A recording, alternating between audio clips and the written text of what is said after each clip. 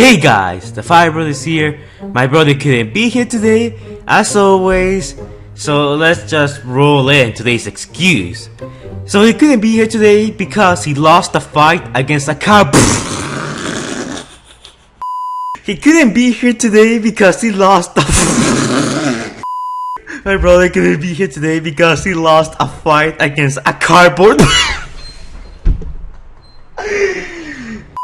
My brother couldn't be here today because he lost a fight against a cardboard box. That comment, it speaks for itself, so I don't even have to take the piss out of that. Okay, so let's just move on before I die of laughter again.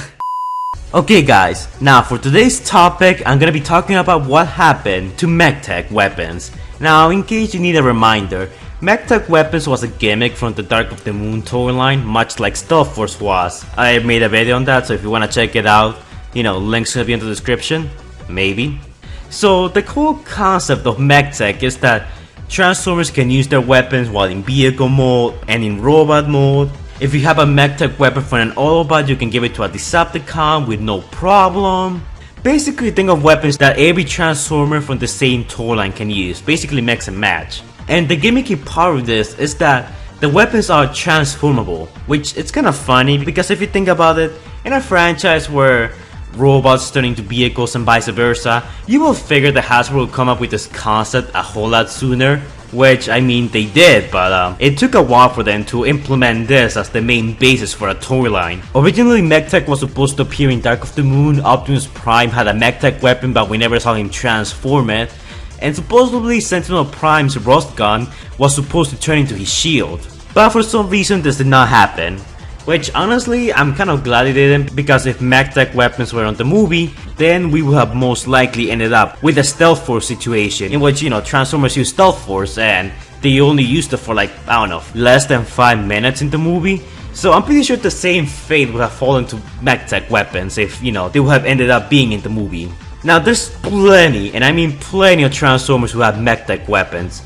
If you guys want, I can do a video talking about all types of MechTech weapons. I think that will be a pretty interesting video to do. So if you guys are interested on that, hit me up with a like and comment down below, yes, I wanna see that. So after Dark of the Moon, we didn't really see MechTech, like, at all.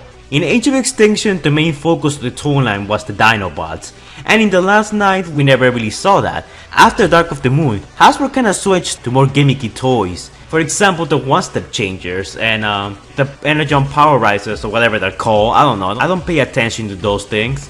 Now, the MechTech weapons were a pretty cool concept in my opinion. I still have some of those. But one of my main problems with the MechTech weapons was that some weapons, well, when you had to transform them, you had to like pull a lever or push a button.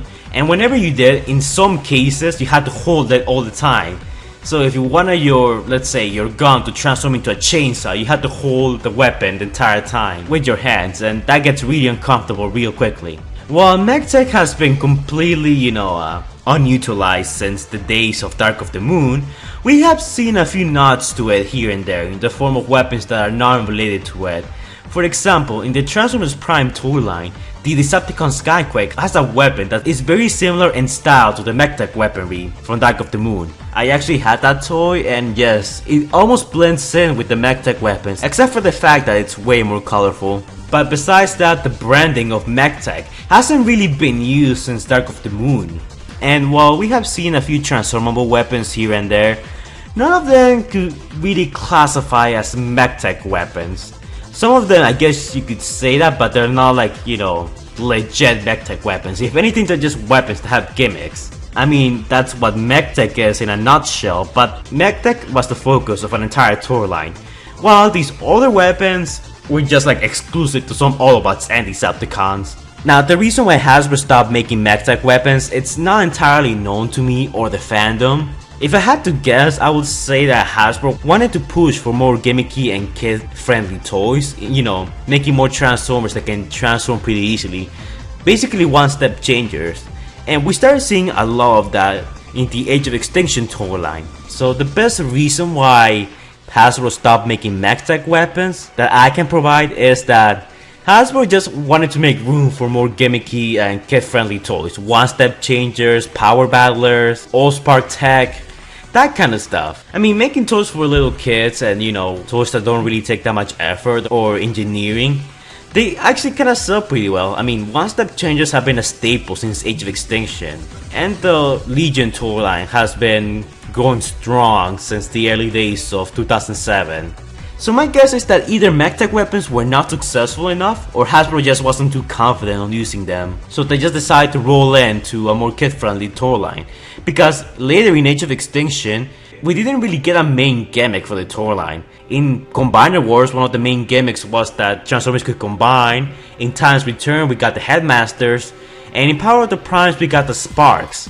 In Age of Extinction and The Last Night, we didn't really get any gimmicks. It's like Hasbro didn't really care about that. Maybe Hasbro knew that the movies were gonna sell toys pretty well, so they didn't want to put that extra effort on creating unique weapons to appeal to little kids, since, you know, the movies are basically a big commercial, and that's gonna promote the toys pretty well. That would explain why in Time's Return and Combiner Wars, the toy lines were gimmicky overall, as opposed to the Age of Extinction and The Last Night toy lines. Since Hasbro wasn't counting on the movies to promote the Combiner Wars and Time's Returns toy line, they decided to make those two toy lines gimmicky, you know, to appeal to more kids, which I gotta admit, it's a pretty good strategy. I'm not gonna lie, Hasbro. I don't really approve of what you do very often, but man, your strategies are pretty good. Like, I need to give you credit where credit's due. But yeah, guys, we haven't seen MechTech since then, and we're probably not going to for the foreseeable future. Anyways, I'm still really interested on hearing your thoughts down below as to whether you like MechTech weapons or not. Personally, I was a big fan of MechTech, and I was kind of upset that it did not came back for Age of Extinction or The Last Night. I really cannot picture how MechTech will, you know, work on screen in the movies, but if MechTech were to appear in the movies, I'm guessing it will be treated much like Stealth Force, just be there as a gimmick or something to sell toys. And honestly, that's kinda sad. Anyways, that's it for this video. Like, comment, and subscribe, and I will see you guys in the next video. Also comment down below if you want me to do a list of all MechTech weapons. I'm actually pretty curious about that myself. Anyways, bye! Hey guys, time for some Patron shoutouts. Now, Patron shout goes to Divalo Marufo, aka L, Sachin Morag, aka Mirage, and Trans TVs, aka Knockout. Make sure to go check out Knockout's channel. Link to his channel is gonna be in the description down below and all that stuff, you know how it is. If you guys wanna donate to my Patreon, link's gonna be in the description down below and in the comments down below. $1 will give you a shout out in all of my videos, as well as a shout out to your channel. If you donate $3 or more than $3, I will make a video of your choosing. So far, we only have 3 patrons, and we've been going strong since then. Not a lot of people have donated, which, I mean, it's totally fine, I guess. As long as I have a few people, I'm actually kind of happy with that. So thank you, El, Mirage, and Knockout for donating. You know, I couldn't do this without you, and yeah. Well, anyways, that's it for this video. Like, comment, and subscribe, and I will see you guys in the next one. Bye, guys.